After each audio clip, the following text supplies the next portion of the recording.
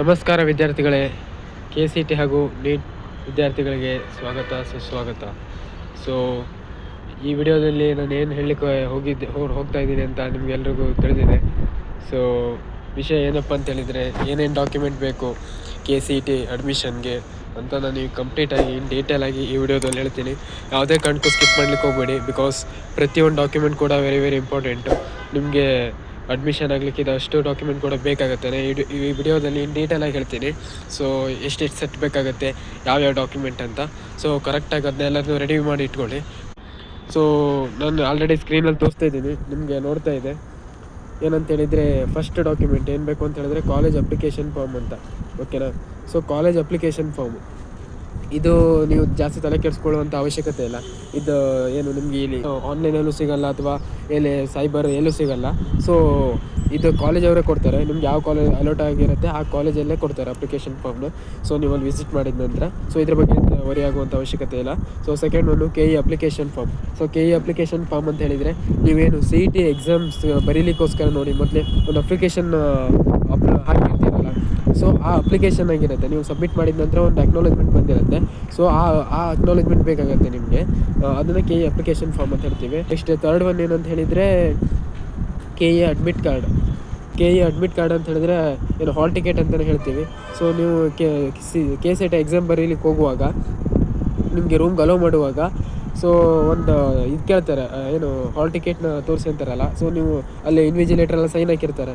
So ಅದನ್ನೇ KE admit card ಅಂತೀವಿ. So ಅದು ಬೇಕಾಗುತ್ತೆ. ಸೊ ಅದನ್ನು ಯಾವುದೋ ಕಣ್ಕೊಂಡು ಮರೀಲಿಕ್ಕೆ ಹೋಗಬೇಡಿ. ಅದ್ರ ಜೊತೆ ಏನಂತ ಹೇಳಿದರೆ ಡಾಕ್ಯುಮೆಂಟ್ ವೆರಿಫಿಕೇಷನ್ ಸ್ಲಿಪ್ ಬೇಕಾಗುತ್ತೆ. ಸೊ ಡಾಕ್ಯುಮೆಂಟ್ ವೆರಿಫಿಕೇಷನ್ ಸ್ಲಿಪ್ ನಿಮಗೇನು ಮೊದಲೇ ಆಲ್ರೆಡಿ ಇವಾಗ ಸಿಕ್ಕಿರುತ್ತೆ. ಮೊದಲೇ ಯಾವಾಗ ಅಂತ ಹೇಳಿದ್ರೆ ಡಾಕ್ಯುಮೆಂಟ್ ವೆರಿಫಿಕೇಷನ್ ಆಗ್ತಿದ್ದಾಗ ಒಂದು ಸಿಗುತ್ತೆ, ವೆರಿಫೈ ಎಲ್ಲ ಆಗಿದೆ ಅಂತ. ಸೊ ಆ ಸ್ಲಿಪ್ ಒಂದು ಬೇಕಾಗುತ್ತೆ.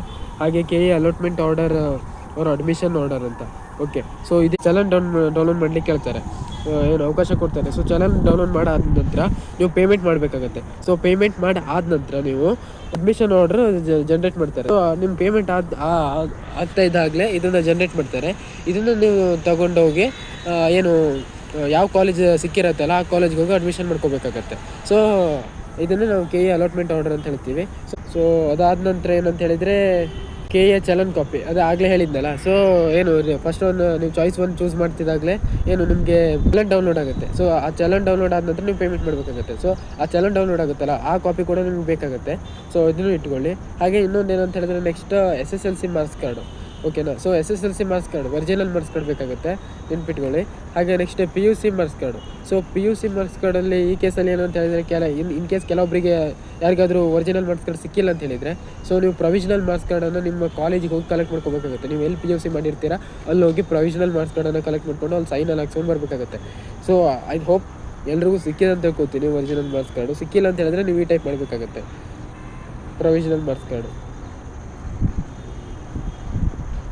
ಸೊ ಅದಾದ ನಂತರ ಏನಂತ ಹೇಳಿದ್ರೆ ಕಾಸ್ಟ್ ಆ್ಯಂಡ್ ಇನ್ಕಮ್ ಸರ್ಟಿಫಿಕೇಟ್ ಬೇಕಾಗುತ್ತೆ. ಸೊ ಇದು ಯಾರ್ಯಾರಿಗೆ ಆಲ್ಮೋಸ್ಟ್ ಎಲ್ರಿಗೂ ಬೇಕಾಗುತ್ತೆ. ಯಾರ್ಯಾರು ಇದಕ್ಕೆ ಅಪ್ಲಿಕೇಬಲ್ ಇದ್ದರೆ ಎಲ್ರಿಗೂ ಕೊಡಬೇಕಾಗತ್ತೆ. ಸೊ ಅದನ್ನು ಬಿಟ್ಟರೆ ನೆಕ್ಸ್ಟ್ ಸ್ಟಡಿ ಸರ್ಟಿಫಿಕೇಟ್ ಬೇಕಾಗುತ್ತೆ 1 to 10th. So study certificate ಮರಿಬೇಡಿ ಯಾವುದೇ ಕಾರಣಕ್ಕೂ. ಸೊ PUC ಇದ್ದರೂ ಒಳ್ಳೆಯದು, ಅದೇನು ಅಷ್ಟೊಂದು ಅವಶ್ಯಕತೆ ಇಲ್ಲ, ಬಟ್ ಇದ್ರೂ ಒಳ್ಳೆಯದು ಕೂಡ. ನಿಯರ್ ಏನಾದರೂ ನಿಮ್ಮ ಕಾಲೇಜಸ್ ಇದು ಬಿಟ್ಟರೆ PU ಕಾಲೇಜ್, ಸೊ ಕಲೆಕ್ಟ್ ಮಾಡ್ಕೊಳ್ಳಿ, ಯಾವುದಕ್ಕೂ ಸೇಫ್ಟಿಗೆ ಇರಲಿ. ಹಾಗೆ ಅದಾದ ನಂತರ ಏನು ರೂರಲ್ ಸರ್ಟಿಫಿಕೇಟ್, ನೀವೇನು ಗ್ರಾಮೀಣ ಭಾಗದಲ್ಲಿ ಅಧ್ಯಯನ ಮಾಡಿದ್ರ, ಶಾಲೆ ಕಲ್ತಿದ್ರ ಅಂತ ಪ್ರೂಫಿಗೆ ಸೊ ರೂರಲ್ ಸರ್ಟಿಫಿಕೇಟ್ ಬೇಕಾಗುತ್ತೆ. ಸೊ ಇದನ್ನು ಕೂಡ ರೆಡಿ ಇಟ್ಕೊಳ್ಳಿ. ಇದು ಅಪ್ಲಿಕೇಬಲ್ ಅಂತ ಯಾಕೆ ಬರ್ತಿದೆ ಅಂತ ಹೇಳಿದ್ರೆ, ಯಾರ್ಯಾರು ಈ ರೂರಲ್ ಕೋಟಾಗೆ ಅಪ್ಲೈ ಮಾಡಿ ಏನು ನೀವು ಎಲಿಜಿಬಲ್ ಇದ್ದೀರಾ ಅಂತ ಅಂತ ಬರುತ್ತೆ ನೋಡಿ, ಅವರಷ್ಟು ಜನ ಈ ರೂರಲ್ ಸರ್ಟಿಫಿಕೇಟ್ ಇಟ್ಕೊಂಡ್ರೆ ಆಯಿತು. ಅದಕ್ಕೋಸ್ಕರ ನಾನು ಅಪ್ಲಿಕೇಬಲ್ ಅಂತ ಹಾಕಿದ್ದೀನಿ. ಸೊ ನೆಕ್ಸ್ಟ್ ನೋಡೋದಾಗಿದ್ದರೆ ಕನ್ನಡ ಮೀಡಿಯಮ್ ಸರ್ಟಿಫಿಕೇಟ್ ಕೂಡ ಬೇಕಾಗುತ್ತೆ. ಸೊ ಇದು ಅಷ್ಟೇ, ನೀವು ಕನ್ನಡ ಮೀಡಿಯಮ್ನಲ್ಲಿ ಸ್ಟಡಿ ಮಾಡಿದ್ದೀರ ಅಂತ ಹೇಳಿ ಪ್ರೂಫ್ಗೋಸ್ಕರ ಕನ್ನಡ ಮೀಡಿಯಮ್ ಸರ್ಟಿಫಿಕೇಟ್ ಬೇಕಾಗುತ್ತೆ. ಇದನ್ನು ಕೂಡ ನಾನು ಅಪ್ಲಿಕೇಬಲ್ ಹಾಕಿದ್ದೀನಿ. ಸೇಮ್ ನೀವು ಅಪ್ಲಿಕೇಬಲ್ ಇದ್ರಷ್ಟೇ ಇದು ಬೇಕಾಗುತ್ತೆ. ಹಾಗೆ 371J ಅವ್ರ ಕಲ್ಯಾಣ ಕರ್ನಾಟಕ HK ಸರ್ಟಿಫಿಕೇಟ್ ಅಂತ ಬರುತ್ತೆ. ಇದು ನಮ್ಮ ರಾಜ್ಯದ 6 ಜಿಲ್ಲೆಗಳಿಗಷ್ಟೇ ಸಹಿ. ಸೊ ನೀವೇನಾದರೂ HK ಭಾಗದವರಾಗಿದ್ದು ನೀವು ಈ ಕೋಟಾಗೆ ಏನಾದರೂ ಹಾಕಿದರೆ ಸೊ ಆಗಲೇ ನಿಮಗೆ ಈ ಸರ್ಟಿಫಿಕೇಟ್ ಬೇಕಾಗುತ್ತೆ. ಸೊ ಅದು ಅವರಿಗಷ್ಟೇ, ಎಲ್ರಿಗೂ ಅಲ್ಲ. ಹಾಗೆ Aadhaar card, this is mandatory for all students. ಇದೊಂದು ಏನು ಐಡೆಂಟಿಟಿ ಪ್ರೂಫ್ ಆಗಿ ಕನ್ಸಿಡರ್ ಆಗುತ್ತೆ. ಸೊ ಆಧಾರ್ ಕಾರ್ಡ್ ಎಲ್ಲ ಸ್ಟೂಡೆಂಟ್ಗೂ ಕೂಡ ಬೇಕಾಗುತ್ತೆ. So next special category certificates ಅಂತ. ಸೊ ಇದು ಕೂಡ ಇಫ್ ಅಪ್ಲಿಕೇಬಲ್ ಹಾಕಿದ್ದೀನಿ. ಲೈಕ್ ಸ್ಪೆಷಲ್ ಕ್ಯಾಟಗರಿ ಅಂತ ಹೇಳಿದರೆ ಇವಾಗ ಕೆಲವೊಬ್ಬರು NCC ಸರ್ಟಿಫಿಕೇಟ್ಸ್ ಇರುತ್ತೆ, ಅದ್ರ ಥ್ರೂ ಏನು ಕೋಟಾ ಕ್ಲೇಮ್ ಮಾಡ್ಕೊಂಡಿರ್ತೀರಾ, ಸೊ ಸೀಟ್ ಕ್ಲೇಮ್ ಮಾಡ್ಕೊಂಡಿರ್ತೀರಾ. ಹಾಗೆ ಕೆಲವೊಬ್ಬರು ಏನು ಹ್ಯಾಂಡಿಕ್ಯಾಪ್ ಇರ್ತಾರೆ. ಸೊ ಈ ಟೈಪ್ ಸ್ಟೂಡೆಂಟ್ಸ್ಗಳಿಗೆ, ವಿದ್ಯಾರ್ಥಿಗಳಿಗೆ ಈ ಸರ್ಟಿಫಿಕೇಟ್ ಬೇಕಾಗುತ್ತೆ, ಸ್ಪೆಷಲ್ ಕ್ಯಾಟಗರಿ ಸರ್ಟಿಫಿಕೇಟ್ ಅಂತ. ಸೊ ಇದನ್ನು ಕೂಡ ಇಟ್ಕೊಳ್ಳೋದು ಮರಿಬೇಡಿ. ಅದಾದ ನಂತರ ಏನಂತ ಹೇಳಿದರೆ other reservations. So other reservation ಅಂತ ಹೇಳಿದರೆ ಲೈಕ್ ಮೈನಾರಿಟಿ ಅವರು ಸರ್ಟಿಫಿಕೇಟ್ ಇರೋರಿಗೆ, ಕೆಲವೊಬ್ಬರಿಗೆ. ಹಾಗೆ ಬೇರೆ ಯಾವುದು ರಿಸರ್ವೇಷನ್ಸ್ ನೀವು ಏನು ನಾನು ಹೇಳಿರೋದು ಬಿಟ್ಟು ಬೇರೆ ಯಾವುದು ರಿಸರ್ವೇಷನ್ಸ್ ಇರುತ್ತೆ, ಅದಕ್ಕೆ ತಕ್ಕನ ಹಾಗೆ ಸೊ ನೀವು ಆ ರಿಸರ್ವೇಷನ್ಸ್ ತಕ್ಕಂತಹ ಒಂದು ಸರ್ಟಿಫಿಕೇಟ್ಸನ್ನು ನೀವು ಇಟ್ಕೋಬೇಕಾಗುತ್ತೆ. ಓಕೆನಾ. ಸೊ ಇವಿಷ್ಟು ಡಾಕ್ಯುಮೆಂಟ್ಸ್ ಆಗಿರುತ್ತೆ. ಅದೆಲ್ಲ ಎಷ್ಟೆಷ್ಟು ಬೇಕು ಅಂತ ನೋಡೋದಾಗಿದ್ದರೆ ಪ್ರತಿಯೊಂದನ್ನು ಕೂಡ ನೀವು 3 ಸೆಟ್ಸನ್ನು ಇಟ್ಕೊಳ್ಳಿ. ನಾನು ಇಲ್ಲಿ ಆಲ್ರೆಡಿ ನೋಟ್ ಮಾಡಿ ತೋರಿಸಿದ್ದೀನಿ ನೋಡಿ, 3 ಸೆಟ್ಸ್ ಅಂತ. ಸೊ ಯಾಕೆ 3 ಸೆಟ್ಸ್ ಹೇಳ್ತಿದ್ದೀನಿ ಅಂತ ಹೇಳಿದ್ರೆ, ಕೆಲವೊಂದು ಕಾಲೇಜವರು 2 ಸೆಟ್ಸ್ ಕೇಳ್ತಾರೆ, ಕೆಲವೊಂದು ಕಾಲೇಜವರು 3 ಸೆಟ್ಸ್ ಕೇಳ್ತಾರೆ. ಸೊ ನಾನು ಅದಕ್ಕೆ ಹಾಕಿರೋದು ಯಾವುದೇ ಕಾರಣಕ್ಕೂ ನಿಮ್ಗೆ ಗೊತ್ತಿಲ್ಲ ಯಾವ ಕಾಲೇಜ್ ಸಿಗುತ್ತೆ, ಯಾವ ಕಾಲೇಜಲ್ಲಿ ಎಷ್ಟು ಕೇಳ್ತಾರೆ ಅಂತ. 2 to 3 ಅಂತೂ ಬೇಕೇ ಬೇಕು, ಮಿನಿಮಮ್ 2 ಬೇಕು, ಕೆಲವೊಬ್ಬರು 3 ಕೇಳ್ತಾರೆ. ಸೊ ಅದಕ್ಕೋಸ್ಕರ ನಾನು ಹೇಳ್ತಿದ್ದೀನಿ ಏನಂತ ಹೇಳಿದರೆ 3 ಸೆಟ್ಸ್ನ ಇಟ್ಕೊಳ್ಳಿ. ಸೊ ನಿಮಗೆ ಒಳ್ಳೆಯದಿದೆ ಇಟ್ಕೊಂಡು. ಹಾಗೆ ಅಟೆಸ್ಟೆಡ್ ಕಾಪಿ ಆಗಿರಬೇಕು. ಅಟೆಸ್ಟೆಡ್ ಕಾಪಿ ಅಂತ ಹೇಳಿದರೆ ಏನು, ಗೆಜೆಟೆಡ್ ಆಫೀಸರ್ ಸೈನ್ ಆಗಿರಬೇಕು. ಸೊ ನಿಮ್ಮ ಹೈಸ್ಕೂಲ್ ಹೆಡ್ ಮಾಸ್ಟರ್ ಮಾಡ್ತಾರೆ, PUC ಪ್ರಿನ್ಸಿಪಾಲ್ ಮಾಡ್ತಾರೆ, ಡಿಗ್ರಿ ಪ್ರಿನ್ಸಿಪಾಲ್ ಮಾಡ್ತಾರೆ, ಗೌರ್ಮೆಂಟ್ ಹಾಸ್ಪಿಟಲ್ ಡಾಕ್ಟರ್ಸ್ ಮಾಡ್ತಾರೆ, PO ಇರ್ತಾರಲ್ಲ ತಾಲೂಕು ಆಫೀಸರ್, ಸೊ ಅವರು ಕೂಡ ಏನು ಅಟೆಸ್ಟೆಡ್ ಮಾಡ್ತಾರೆ. ಸೊ ಅವ್ರ ಹತ್ರ ಅಟೆಸ್ಟೆಡ್ ಮಾಡಿಸಿಟ್ಕೊಳ್ಳಿ. ಸೊ ಇವಿಷ್ಟು ಏನು ಇಂಪಾರ್ಟೆಂಟ್ ಡಾಕ್ಯುಮೆಂಟ್ ಆಗಿರುತ್ತೆ. ಮತ್ತು ಇನ್ನೊಂದು ವಿಷಯ ಏನಂತ ಹೇಳಿದರೆ SLC ಮತ್ತು PUC ಮಾರ್ಕ್ಸ್ ಕಾರ್ಡ್ನೆಲ್ಲ ಮರೀಲಿಕ್ಕೆ ಹೋಗಬೇಡಿ. ಬಿಕಾಸ್ ಅಡ್ಮಿಷನ್ ಟೈಮಲ್ಲಿ ಕೇಳೋ ವೆರಿ ಇಂಪಾರ್ಟೆಂಟ್ ಅದು.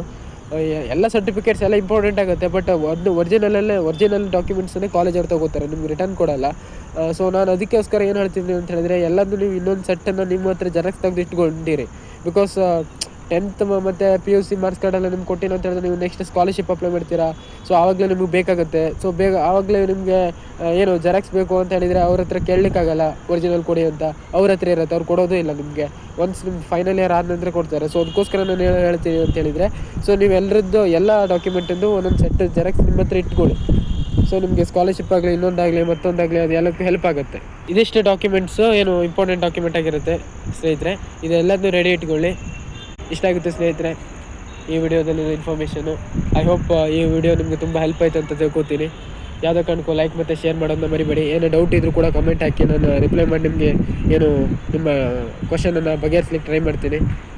So thank you for watching.